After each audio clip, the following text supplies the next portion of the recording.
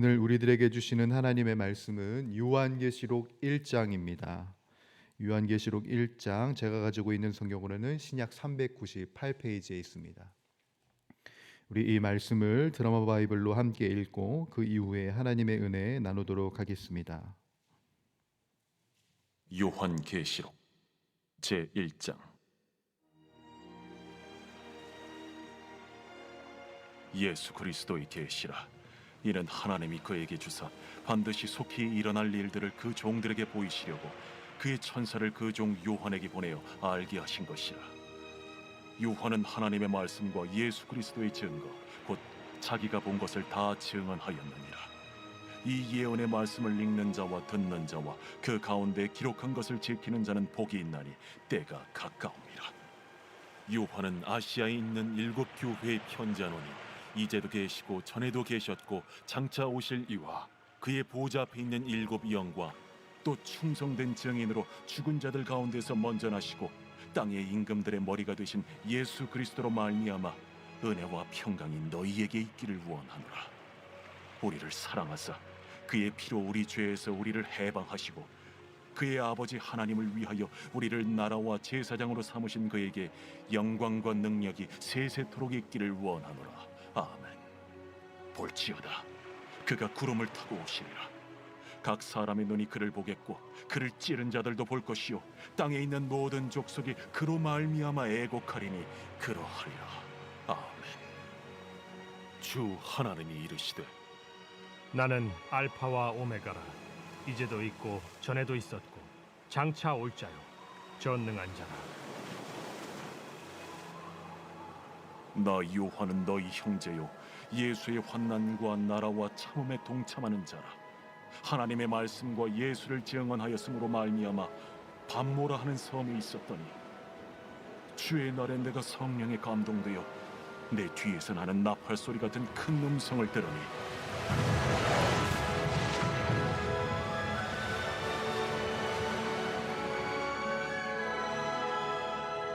네가 보는 것을 두루마리에 써서 에베소, 서머나, 버가모, 두아디라, 사데, 빌라델비아, 라오디게아들 7 교회에 보내라. 몸을 돌이켜 나에게 말한 음성을 알아보려고 돌이킬 때에 7 금 촛대를 보았는데 촛대 사이에 인자 같은 이가 발에 끌리는 옷을 입고 가슴에 금띠를 띠고 그의 머리와 털의 희기가 흰 양털 같고 눈 같으며 그의 눈은 불꽃 같고 그의 발은 풀무불에 단련한 빛난 주석 같고 그의 음성은 많은 물소리와 같으며 그의 오른손에 7 별이 있고 그의 입에서 좌우에 날선 검이 나오고 그 얼굴은 해가 힘있게 비치는 것 같더라. 내가 볼 때에 그의 발 앞에 엎드려져 죽은 자 같이 되매 그가 오른손을 내게 얹고 이르시되 두려워하지 말라. 나는 처음이요 마지막이니 곧 살아있는 자라. 내가 전에 죽었었노라. 볼지어다 이제 세세토록 살아있어 사망과 음부의 열쇠를 가졌노니 그러므로 내가 본 것과 지금 있는 일과 장차 될 일을 기록하라. 내가 본 것은 내 오른손의 7 별의 비밀과 또 7 금촛대라. 7 별은 7 교회의 사자요 7 촛대는 7 교회니라. 아멘. 오늘 이 새벽의 자리에 나오신 우리 주님의 권속들 환영하고 축복합니다. 주님의 지혜와 주님의 능력이 우리 모두에게 충만할 수 있기를 간절히 소원합니다. 성경 66권 중에 오해가 가장 많은 성경 중 하나가 오늘 저희들이 살펴보게 될 요한계시록인 것 같습니다. 아마 다들 이 요한계시록에 대해서 무서운 감정을 가지고 계시거나 666만 머리에 남거나 아니면 아마겟돈만 머리에 남으시는 분들 있으실 거라는 생각이 듭니다. 왜냐하면 그도 그럴 게 제가 어렸을 때 80년대 90년대 유행했던 이 요한계시록 해석 방법이 거기에 굉장히 많이 치중돼 있었기 때문이죠.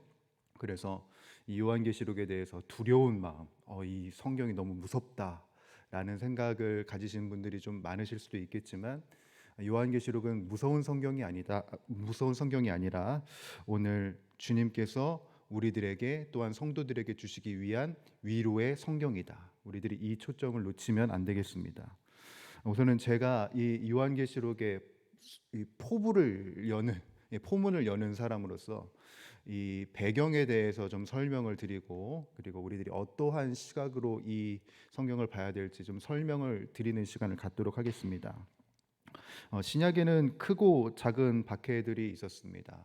크고 작은 박해들이 있었고, 이 성경 당시에 살았던 이 민족들이 굉장히 어려운 상황 가운데 있었습니다. 우리들이 알기로 가장 큰 박해가 네로 황제의 박해라고 생각을 하시지만 사실 아닙니다. 네로 황제보다 더 악랄하고 그리고 악독했던 황제가 있는데, 그 황제의 이름은 도미티안입니다. 11대 황제로서 등극하게 된 이 도미티안 황제가 그리스도인들을 굉장히 극심하게 고문을 했어요. 이 황제가 초기에 자신이 이제 어떤 정책을 펼 것이다, 어떤 정치를 펼 것이다 라고 이야기를 할 때 무엇이라고 말했냐면, 그리스 로마의 신들을 다시 세워야 한다는 정책을 펴려고 합니다. 그런데 그때 누가 방해를 하냐면 그리스도인들이 방해를 합니다. 오직 하나님만이 유일하신 분이시고 주 예수 그리스도만이 우리들이 섬겨야 할 유일한 하나님이라는 것을 명백하게 강조를 하면서 극심하게 반대를 하게 돼요. 도미티안이 황제 초기였기 때문에 이를 갈면서 그냥 유야무야 넘어갑니다. 왜냐하면 자신의 인기를 어떻게든 얻어야 되기 때문에 그냥 넘어가게 되죠. 그러다가 10년이 지난 이후에 그가 정세를 휘어잡습니다. 군사, 정치, 경제 이 모든 것을 장악하고 난 다음에 다시 정책을 펴니다. 그리스 로마의 신들을 일으켜 세워야 된다. 그리고 사실 이 말을 하는 나는 신이다 라고 이야기를 하면서 자신의 신격화를 이루어 가려고 합니다. 이 로마 군사들도 로마인들도 굉장히 정신 없었던 게 뭐냐면, 도미티안 황제가 이 이야기를 했을 때 내가 신이다, 그러니까 내가 해야 하는 말을 들어야 된다라고 이야기했을 때 좋아했다고 합니다. 왜 좋아하냐? 우리 나라는 신이 다스리는 나라야 라는 생각을 해서 굉장히 좋아했다고 해요. 그래서 그의 이 정권과 그리고 그의 정책을 지지하려고 합니다. 그 상황 속에서 또 방해하고 회방하는 하나의 그룹이 있었습니다. 그게 바로 그리스도인들이었습니다. 그리스도인들이 끝까지 그러면 안 된다, 그 정책을 펴서는 안 된다라고 막았고 반대를 했지만, 안타깝게도 도미티안은 그때 모든 정권을 휘어잡은 상태였기 때문에 이 정책을 결의하기 시작을 합니다. 그리고 정권 초기에 나를 회방한, 나를 반대한 그리스도인들, 너희들은 이제 내가 씨를 말려버리겠다. 실제로 문헌에 의하면 씨를 말려버리겠다는 말을 언급했다라고 합니다. 그래서 주변 사람들에게, 이 로마 국민들에게 계속해서 선동을 하지요. 우리 로마가 왜 어려워지는지 아느냐? 우리 로마가 왜 경제가 어려워지는지 아느냐? 우리를 반대하는 그리스도인들이 있기 때문이다. 이들을 정리해야 된다 라고 이야기를 하면서 그리스도인들을 죽여야 할 명분을, 이런 거짓과 날조를 가지고 만들어 버리게 됩니다. 그래서 합법적으로 그리스도인들을 죽이는 법이 처리가 됩니다. 그래서 국가가 그리스도인들을 찾아내려고 혈안이 되지요. 이 3주 동안 굶주린 사냥개를 풀어서 그들이 숨어있는 장소를 찾아내기도 하고요. 그리고 그들을 물어 죽이게 합니다. 잡혀온 성도에게 어떻게 말하냐면, 다른 성도가 네가 있는 장소를 나한테 말해줬어 라고 이야기하면서 공동체를 나뉘어지게 합니다. 끌려온 그리스도인들은 그냥 감옥에 갇혀있지 않습니다. 콜로세움에 내던집니다. 옷을 홀딱 벗긴 상태로 내던져요. 그리고 그 안에서 무엇을 시키냐면 그리스 로마 신화의 연극을 하게 합니다. 여러분, 여기에서 말하는 이 연극이 굉장히 고상하고 그리고 고급질 것이라고 생각하지만, 여러분, 그리스 로마 신화의 좀 대부분의 이야기들은 성적인 굉장히 난잡한 내용이 담겨져 있습니다. 그 내용을 연기하라고, 연극하라고 하는 겁니다. 그래서 그리스도인들은 옷이 홀딱 벗겨진 상태로 성적인 고문을 당했습니다. 그 연극이 끝나고 나면 무엇을 했냐? 준비된 짐승을 풀어서 물어 죽였습니다. 그리고 몇몇 그리스도인들은 로마로 향하는 길목에 매달립니다. 그리고 매달린 그 사람을 불에 태웁니다. 밤에 불에 태우면서 로마의 신들이여 그리스 신들이여 이곳으로 오십시오. 우리가 불을 밝혔습니다. 라고 말하면서 화형을 시켰습니다. 역사상 굉장히 전무후무한 박해가 바로 도미티안이 집권했을 때 일어났다. 바로 이 요한계시록의 배경이 되는 상황이라는 겁니다. 그리스도인들이 굉장히 어렵고 괴로운 상황을 지나가지요. 이들이 박해를 피할 수 있는 딱 하나의 비결이 있습니다. 딱 하나의 비결은 무엇이냐면 바로 예수를 부인하는 겁니다. 딱 한마디만 하면 됩니다. 나는 예수를 모른다고. 그래서 실제로 이때 많은 사람들이 죽음을 두려워해서 예수님을 부인합니다. 수백 개나 되는 교회들이 와해가 됩니다. 기독교인들의 수장이었던 리더들이 다 끌려가고 심지어 사도 요한도 반모섬에 갇혀 있었던 시대였기 때문에 교회는 계속해서 흩어지고 신앙인은 약화되어져 갔습니다. 그런 아픔과 신앙의 어려움 속에 보물로 주어진 말씀이 무엇이냐? 바로 우리들이 읽고 있는 요한계시록인 겁니다. 저는 이 1장의 말씀 중에 여러분들에게 4절부터 8절까지의 말씀을 중점적으로 이 말씀을 전하려고 하는데요. 여러분 4절과 8절을 보게 되면 이 4장과 8절을 감싸는 구절이 있습니다. 그게 뭐냐면 이제도 계셨고 전에도 계셨고 장차 오실 이가 4절과 8절을 감싸고 있는 겁니다. 이게 우연히 이렇게 작성된 것이 아니라요. 유대인들이 강조하고 싶은 말을 나타낼 땐 이렇게 사용합니다. 수미상관식 구조, 우리가 잘 알고 있는 샌드위치식 구조를 사용하면서 강조하고 싶은 이야기를 이런 식으로, 이런 구조를 통해서 이야기를 해요. 요한이 강조하고 싶은 것은 뭐냐면 주님이 이제도 계셨고 전에도 계셨고 장차 오실 분이시다. 이게 무엇을 의미할까요? 주님이 죽으신 분이시다? 아닙니다. 주님이 지금도 살아계신 분이시고 앞으로도 살아계신 분이시다라는 것을 강조하고 싶은 겁니다. 우리가 고난 중에 있으면 어떤 일이 벌어지냐? 하나님이 보이지 않습니다. 하나님에 대한 섭섭함이 있을 때 하나님이 보이지 않습니다. 이때 주님께서 사도 요한에게 친히 오셔서 하시는 말씀은 너희가 나를 볼 수 없는 그 상황 속, 그렇다고 내가 없는 것이 아니라 나는 여전히 존재하고 있다는 것을, 너희들을 바라보고 있다는 것을 강조하고 싶으셨던 것이에요. 그래서 8절에는 주님께서 스스로 뭐라고 하시냐? 알파와 오메가라 하십니다. 여러분, 고난이 어떤 때 가장 힘든지 아십니까? 이 고난이 언제 끝날지 모를 때가 가장 힘듭니다. 만약 고난이 내일 끝난다, 그러면 지금 이 아픈 거 어떻게든 견딜 수 있습니다. 왜냐하면 끝날 때를 알고 있기 때문에 그렇죠. 우리 남성 성도님들 군대 다 다녀오셨을 겁니다. 군대가 얼마나 힘들고 어려웠습니까? 그렇죠? 저만 어려웠군요. 군대가 얼마나 피나고 이가 갈리고 그렇습니까? 그럼에도 불구하고 버틸 수 있었던 비결은 뭡니까? 저녁이 있습니다. 군대는 끝이 있어요. 그 고난의 때가 분명히 끝날 것을 알기 때문에 어떻게든 버틸 수 있었던 것입니다. 지금 고난당하고 있는 자들, 이 끝이 보이지 않는 이 상황 속에서 아픔을 겪고 있는 자들에게 이 8절은 아주 큰 위로가 되는 것입니다. 알파와 오메가. 더 바이블 미니스트리에 있는 이지웅 목사님은 이 구조를 이렇게 표현하시더군요. 너의 시작이 나에게 있듯이 너의 고난의 끝도 나에게 있다. 그러니 성도들이여 힘을 내라. 사랑하는 주의 권속들, 주님이 시작하셨고 주님이 함께 하시며 주님이 끝을 내실 것입니다. 지금 내 이 고난을, 내 이 상황을, 내 이 어려움을 끝낼 수 있는 비결이 어디에 있습니까? 직장 상사에 있습니까? 내가 투자한 주식에 있습니까? 부동산에 있습니까?